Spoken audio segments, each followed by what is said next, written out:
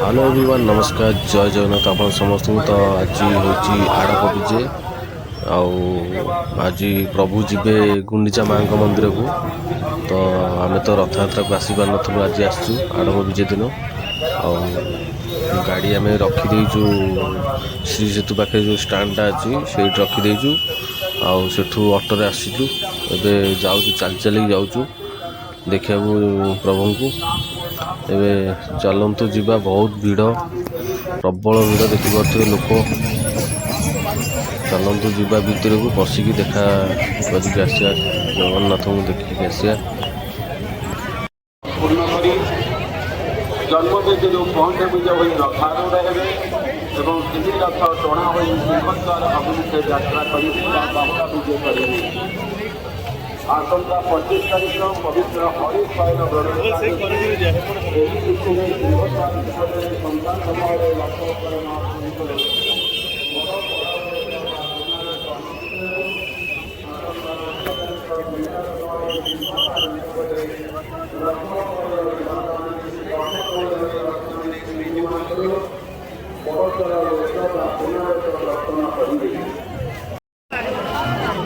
आज महाप्रभुंर आड़प मंडप को विजे आपण दर्शन कले अन्य भक्त मान दर्शन सुजोग देवे कौन स्थान में ठिया हुई दर्शन करने चेष्टा करेंगे ना चलुवा अवस्था तीन ठाकुर दर्शन कर यथाशीघ्र प्रस्थान करेंगे। हरिबोल हुड़हुड़ी दिंतु आगक आगको चलतु हरिबोल हुड़हुड़ी दिंतु आगक आगको चलतु कौन स्थान में अटक रुहतु ना चलुवा अवस्था दर्शन कर बड़ ठाकुर रथ पार्श्व दे बाहर को बाहर चलते चलते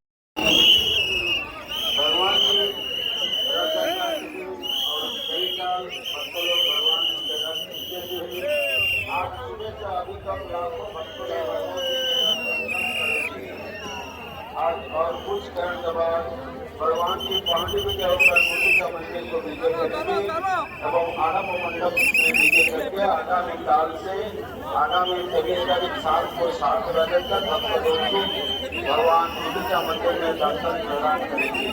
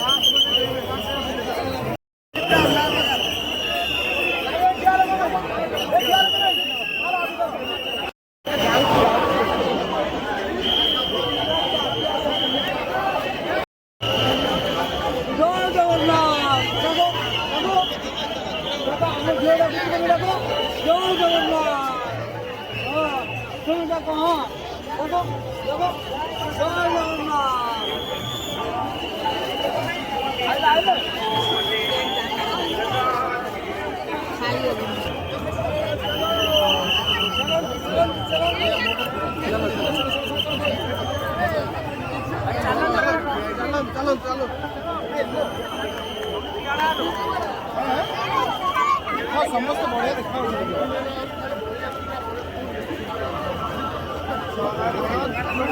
प्रभु जय जगन्नाथ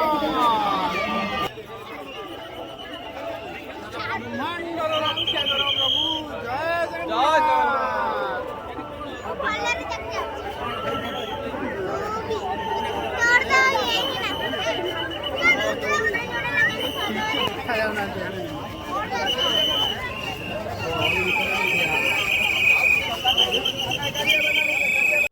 बहुत सुंदर आम दर्शन करदेलु प्रभुंर तीन ठाकुर बहुत सुंदर दर्शन है आ खास कर ए वर्ष बहुत ही बढ़िया सिस्टम है दला चकड़ा हबार ना कि गहली हबार ना कारण गोटे पटे लोक पशुंट गुंडीचा मंदिर हो सामने बाहर की जाऊँ आर वर्ष कौन है जो गोटे पशुले से गोटे ही बाहर बहुत किसी क्षयति होता आर वर्ष आपने जानते तो ए वर्ष बहुत प्रशासन बहुत बढ़िया ये सब कम चलती आउ लोक हैरान हबार ना आराम से छोट छुआ भी आसिक देखिपे छोट छुआ भी आसिक बुलिकी जाने आपने जापे बहुत बढ़िया कम होती गोटे बाट लोक आसुँच आ गोटे बाटे लोक जाऊँच आ गहली तो देखिपे प्रभु को देखापी गहली तो निश्चित हम एरा सब भावार ना कि सेमती आसी ना जे आपण मैंने आसीपारे बहुत बढ़िया दर्शन होती सुंदर दर्शन करके जातु।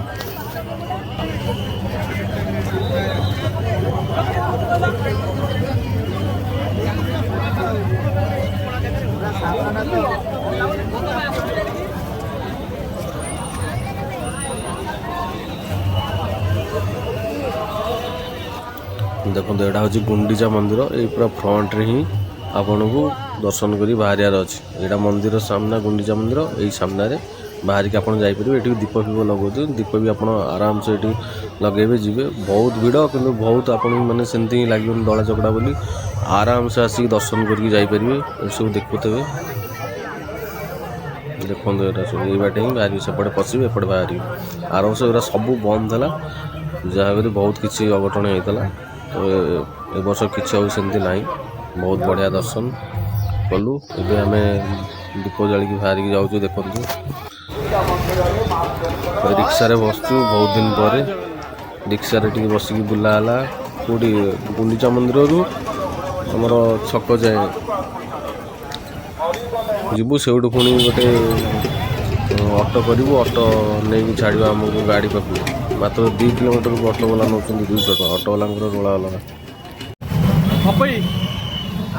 ଆଜି ଆସିଲେ ତୃତୀୟ ଦିନରେ ଆମେ ଆଇଛେ ରଥଯାତ୍ରାର ତୃତୀୟ ଦିନରେ। ଜୟ ଜଗନ୍ନାଥ। ଜୟ ଜଗନ୍ନାଥ। ଆଜି ତମର ଅନୁଭୂତିଟା କେମିତି ରହିଲା? ଅନୁଭୂତି ଜଗନ୍ନାଥକୁ ବହୁତ ସୁନ୍ଦର ଭାବେ ଦର୍ଶନ କରାଗଲା। ଆଉ ବିଭାଗ ତରଫରୁ ବହୁତ ବଢ଼ିଆ ସୁରକ୍ଷା ବ୍ୟବସ୍ଥା, ବହୁତ ବଢ଼ିଆ ଭାବେ ଦର୍ଶନ ହେଲା। ଆଉ ଏବେ ଠାକୁରଙ୍କର ତ ଗୁଣ୍ଡିଚା ଘରକୁ ଠାକୁର ଯିବେ, ସବୁ ଚାରିମୂଳେ ଲାଗିଗଲାଣି। କିନ୍ତୁ ଆମେ ବଢ଼ିଆ ଭଲ ଭାବେ ଦର୍ଶନ କଲୁ। ଜୟ ଜଗନ୍ନାଥ। ବହୁତ ଖୁସି, ବହୁତ ଖୁସି। ବହୁତ ଲେଟ୍ରେ ବି ଆସିକି ଦର୍ଶନ କଲୁ। ବହୁତ ଲେଟ୍ରେ ଆସିଲୁ, ଭାରି ଟେନସନ୍ରେ ଥିଲୁ। ମୁଁ କହିଲି 5ଟାରେ କ'ଣ ଗୁଣ୍ଡିଚା ମନ୍ଦିର ପହଞ୍ଚିବାର ଥିଲା, କାଳେ ହେଇପାରେ ନ ହେଇପାରେ, କିନ୍ତୁ ବହୁତ ବଢ଼ିଆ ଭାବରେ ଜଗନ୍ନାଥ ଦର୍ଶନ ହେଲା। ଜୟ ଜଗନ୍ନାଥ।